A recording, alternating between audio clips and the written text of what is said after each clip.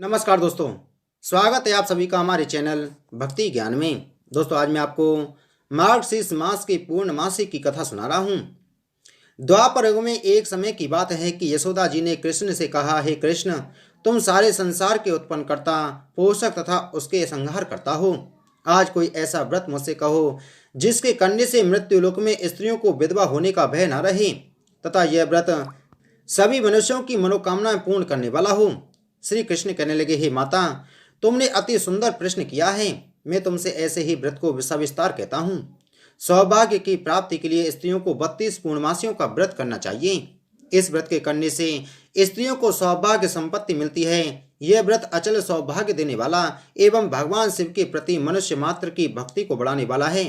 यशोदा जी कहने लगी, हे कृष्ण, सर्वप्रथम इस व्रत को मृत्युलोक में किसने किया था, इसके विषय में विस्तार पूर्वक मुझसे कहो। श्री कृष्ण जी कहने लगे कि इस भूमंडल पर एक अत्यंत प्रसिद्ध राजा चंद्रहास से पालित अनेक प्रकार के रत्नों से परिपूर्ण कात्का नाम की एक नगरी थी। वहां पर धनेश्वर नामक एक ब्राह्मण रहता था और उसकी स्त्री अति सुशीला रूपवती थी। दोनों ही उस नगरी में बड़े प्रेम के साथ रहते थे। घर में धन दान आदि की कमी नहीं थी। उसको एक बड़ा दुख था कि उनके कोई संतान नहीं थी। इस दुख से वह अत्यंत दुखी रहते थे। एक समय एक बड़ा तपस्वी योगी उस नगरी में आया। वह योगी उस ब्राह्मण के घर को छोड़कर अन्य सब घरों से भिक्षा लाकर भोजन किया करता था। रूपवती से वह भिक्षा नहीं लिया करता था। उस योगी ने एक दिन रूपवती से भिक्षा न लेकर किसी अन्य घर से भिक्षा लेकर गंगा किनारे जाकर भिक्षान को प्रेम पूर्वक खा था कि धनेश्वर ने योगी का यह सब कार्य किसी प्रकार से देख लिया। अपनी भिक्षा के अनादर से दुखी होकर धनेश्वर योगी से बोला, महात्मन, आप सब घरों से भिक्षा लेते हैं परंतु मेरे घर की भिक्षा कभी भी नहीं लेते, इसका क्या कारण है? योगी ने कहा कि निसंतान के घर की भीख पतितों के अन्न के तुल्य के समान होती है और जो पतितों का अन्न खाता है वह भी पतित हो जाता है।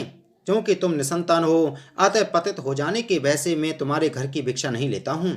धनेश्वर यह बात सुनकर अपने मन में बहुत दुखी हुआ और हाथ जोड़कर योगी के पैरों पर गिर पड़ा तथा आर्त भाव से कहने लगा, हे महाराज, यदि ऐसा है तो आप मुझको पुत्र प्राप्ति का उपाय बताइए। आप सर्वज्ञ हैं, मुझ पर अवश्य ही यह कृपा कीजिए। धन की मेरे घर में कोई कमी नहीं है परंतु मैं पुत्र न होने के कारण अत्यंत दुखी हूँ। आप मेरे इस दुख का हरण करें, आप सामर्थ्यवान हैं। यह सुनकर योगी कहने लगा, हे ब्राह्मण, तुम चंडी की आराधना करो। घर आकर उसने अपनी स्त्री से सब वृतांत कहा और स्वयं तप के निमित्त वन में चला गया। वन में जाकर उसने चंडी की उपासना की और उपवास किया। चंडी ने 16वें दिन उसको स्वप्न में दर्शन दिया और कहा, हे धनेश्वर, जा तेरे पुत्र होगा परंतु वह 16 वर्ष की आयु में ही मृत्यु को प्राप्त हो जाएगा।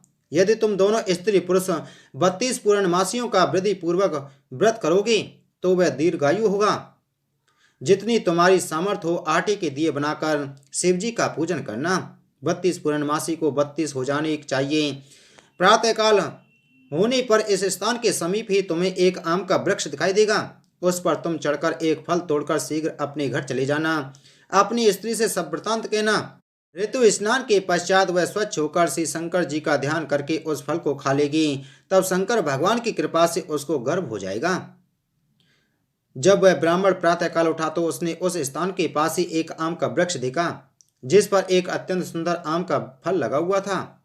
उस ब्राह्मण ने उस आम के वृक्ष पर चढ़कर उस फल को तोड़ने का प्रयत्न किया परंतु वृक्ष पर कई बार प्रयत्न करने के बाद भी वह चढ़ न पाया।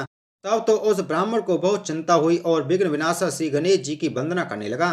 हे दयानिधि, अपने भक्तों के विघ्नों का नाश करके उनके मंगलों को पूर्ण करने वाले, दुष्टों का नाश करने वाले, रिद्धि सिद्धि के देने वाले, आप मुझ पर कृपा करके इतना बल दें कि मैं अपने मनोरथ को पूर्ण कर सकूं।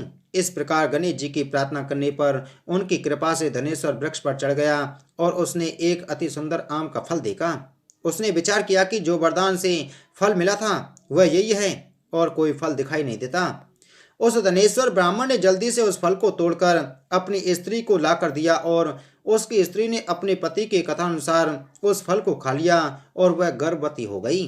देवी जी की असीम कृपा से उसे एक अत्यंत सुंदर पुत्र उत्पन्न हुआ जिसका नाम उन्होंने देवी दास रखा।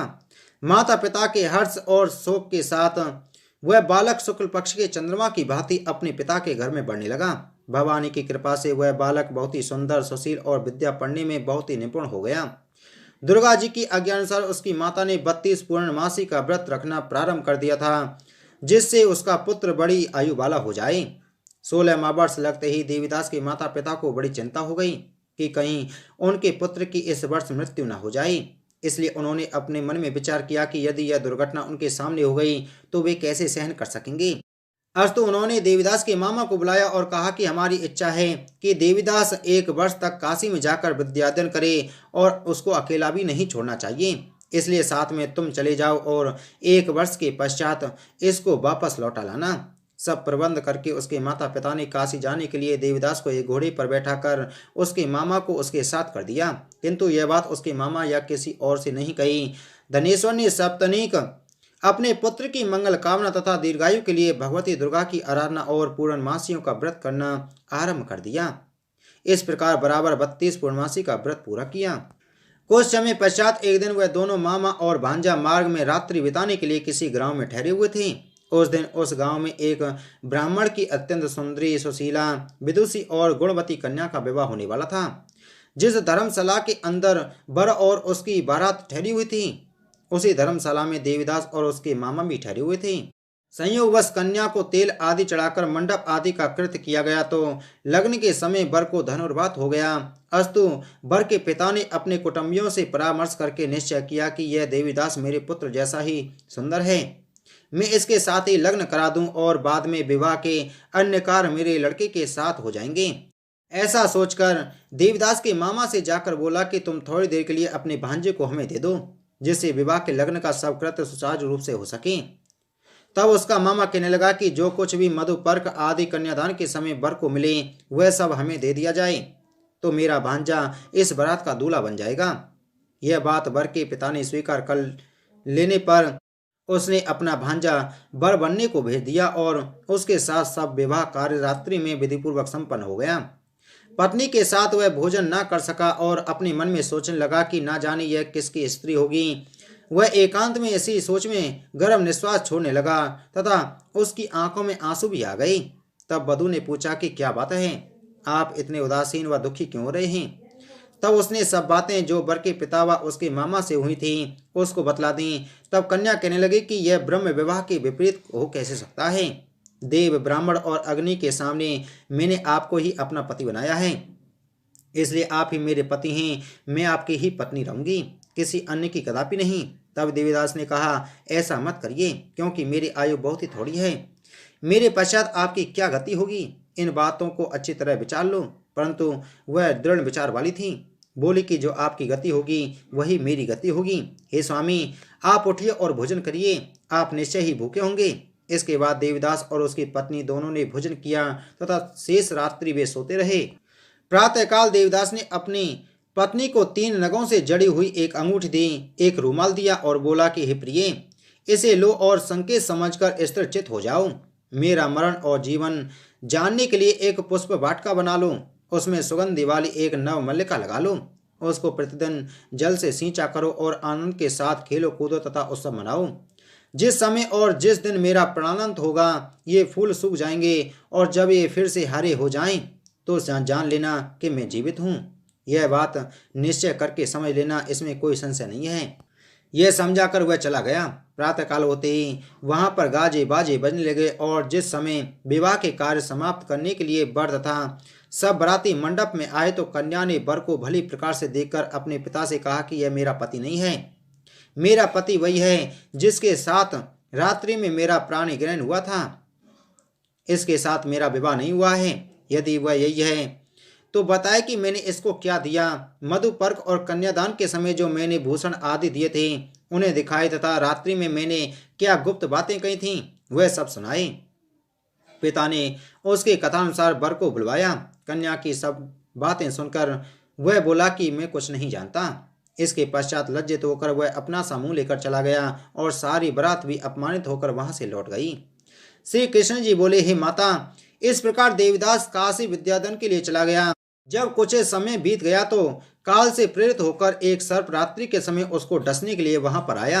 उस विषधर के प्रभाव से उसके शयन का स्थान चारों ओर से विष की ज्वाला से विषैला हो गया, परंतु व्रतराज के प्रभाव से उसको काटने न पाया, क्योंकि पहले ही उसकी माता ने 32 पूर्णिमा का व्रत कर रखा था। इसके बाद मध्याह्न के समय स्वयं काल वहां पर आया और उसके शरीर से उसके प्राणों को निकालने का प्रयत्न करने लगा। वह मूर्छित होकर पृथ्वी पर गिर पड़ा। भगवान की कृपा से उसी समय पार्वती जी के साथ श्री शंकर जी वहां पर आ गए। उसको मूर्छित दशा में देखकर पार्वती जी ने भगवान शंकर से प्रार्थना की कि हे महाराज, इस बालक की माता ने पहले ही 32 पूर्णिमा का व्रत किया था, जिसके प्रभाव से हे भगवान आप इसको प्राण दान दें। भवानी के कहने पर भक्त वत्सल भगवान श्री शिव जी ने उसको प्राण दान दे दिया। इस व्रत के प्रभाव से काल को भी पीछे हटना पड़ा और देवीदास स्वस्थ होकर बैठ गया। उधर उसकी स्त्री उसके काल की प्रतीक्षा किया करती थी। जब उसने देखा कि पुष्प वाटिका में पत्र पुष्प कुछ भी नहीं रहे हैं तो उसको अत्यंत आश्चर्य हुआ, और जब वह फिर से वैसे ही हरे भरे हो गए हैं तो वह जान गई कि वह जीवित हो गए हैं। यह देखकर वह बहुत प्रसन्न मन से अपने पिता से कहने लगी, हे पिता, मेरे पति जीवित हैं, आप उनको ढूंढिए। जब 16वां वर्ष व्यतीत हो गया तो देवीदास भी अपने मामा के साथ काशी से चल दिया। इधर उसे ससुर उसको ढूंढने के लिए अपने घर से जाने वाला था कि वह दोनों मामा भांजा वहां पर आ गए। उसको आया देखकर उसका ससुर बड़ी प्रसन्नता के साथ अपने घर ले गया। उस समय नगर के निवासी भी वहां इकट्ठे हो गए और सबने निश्चय किया कि अवश्य ही इसी बालक के साथ इस कन्या का विवाह हुआ था। उस बालक को जब कन्या ने देखा तो पहचान लिया और कहा कि यह तो वही हैं जो संकेत करके गया था। तदुपरांत सभी कहने लगे कि भला हुआ जो यह आ गया, और सब नगर वासियों ने आनंद मनाया। कुछ दिन बाद देवदास अपनी पत्नी और मामा के साथ अपने ससुर से विदा लेकर बहुत सा उपहार आदि लेकर अपने घर के लिए प्रस्थान किया। जब वह अपने गांव के निकट आ गया तो कई लोगों ने उसको देखकर उसके माता पिता को पहले ही जाकर खबर दे दी कि तुम्हारा पुत्र देवदास अपनी पत्नी और मामा के सहित आ रहा है। ऐसा समाचार सुनकर पहले तो उन्हें विश्वास नहीं हुआ, किंतु जब और लोगों ने भी आकर उनकी बात का समर्थन किया तो उनको बड़ा आश्चर्य हुआ। लेकिन थोड़ी देर में देवीदास ने आकर अपने माता पिता के चरणों में अपना सिर रखकर प्रणाम किया, और उसकी पत्नी ने अपने सास ससुर के चरणों को स्पर्श किया, और माता पिता ने अपने पुत्र और पुत्र वधू को अपने हृदय से लगा लिया, और दोनों की आंखों में प्रेमाश्रु बह चले। अपने पुत्र और पुत्र वधू के आने की खुशी में धनेश्वर ने बड़ा भारी उत्सव किया और ब्राह्मणों को भी बहुत सी दान दक्षिणा देकर प्रसन्न किया। श्री कृष्ण जी कहने लगे कि इस प्रकार धनेश्वर 32 पूर्णिमाओं के प्रभाव से पुत्रवान हो गया। जो भी स्त्रियां इस व्रत को करती हैं वे जन्म जन्मांतर में वैधव्य का दुख नहीं भोगती और सदैव सौभाग्यवती रहती हैं। यह मेरा वचन है, इसमें कोई संदेह नहीं मानना। यह व्रत पुत्र पौत्रों को देने वाला तथा संपूर्ण मनोकामनाओं को पूर्ण करने वाला है। 32 पूर्णिमाओं के व्रत के करने से व्रती की सब इच्छाएं भगवान शिव जी की कृपा से पूर्ण हो जाती हैं। बोलो भगवान शिव शंकर की जय। बोलो श्री कृष्ण भगवान की जय।